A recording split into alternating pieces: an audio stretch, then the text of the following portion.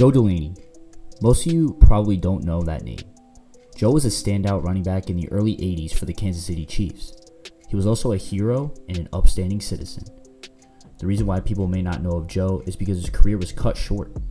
Hi everyone, Tom here today, and we're going to dive into the story of Joe Delaney.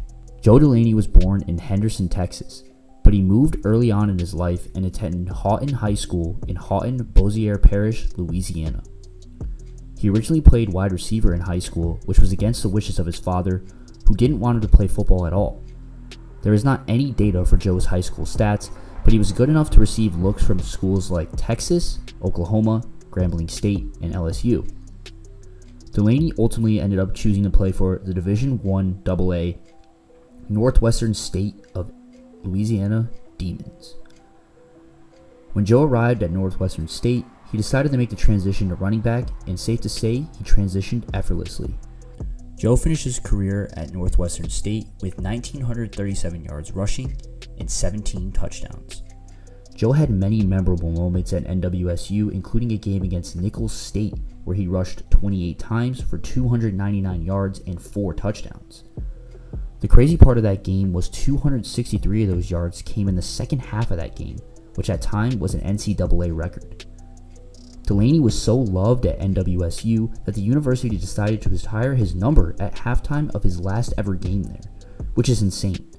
Imagine having your jersey retired while still playing for the team.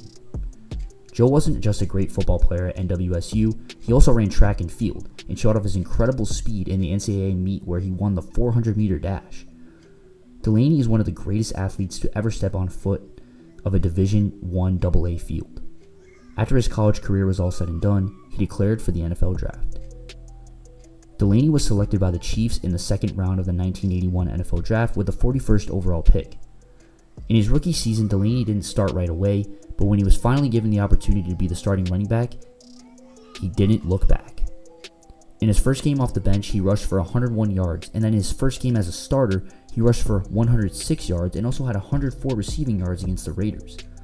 After that, he did not slow down. He had the season's longest rushing play, an 82-yard touchdown against the Broncos, and an explosive 196-yard game against the Houston Oilers.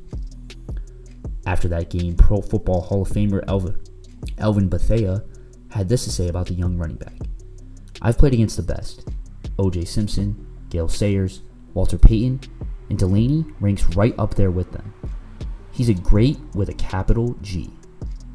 He finished off his rookie season as a Pro Bowler and set 4 franchise records at the time, finishing with 1,121 yards and 3 scores, a fantastic start to his NFL career.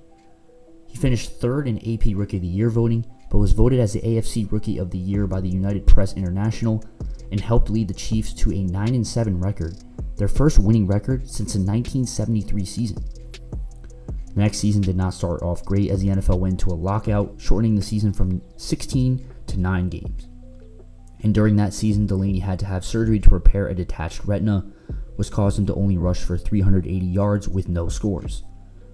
Joe was ready to put the 1982 season behind him and get ready to have a bounce-back 1983 season. But the events that occurred on June 29, 1983 would completely change everything. On that day, Joe was taking a group of kids to have a fun day at an amusement park in Ruston, Louisiana. Everything was going well until he heard a group of kids screaming. They had been swimming in a water hole that should have been fenced off as it was created by construction, and they were drowning.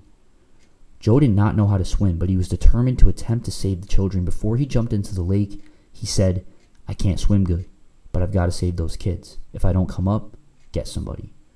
Joe jumped into the lake and was able to save one of the kids, but unfortunately he was not able to save the other 2 kids or himself as he drowned and was pronounced dead at a hospital after being pulled out of the lake by a police diver. Joe Delaney died a hero and was remembered by everyone who was there that day and NFL fans around the world. President Ronald Reagan awarded him the Presidential Citizens Medal for his ultimate sacrifice, calling the NFL player a supreme example of courage and compassion. The story of Joe Delaney is one of great courage and sacrifice and shows that life is short and should be cherished. Thank you all for watching, and remember, life is short, so don't take it for granted. We'll see you in the next one.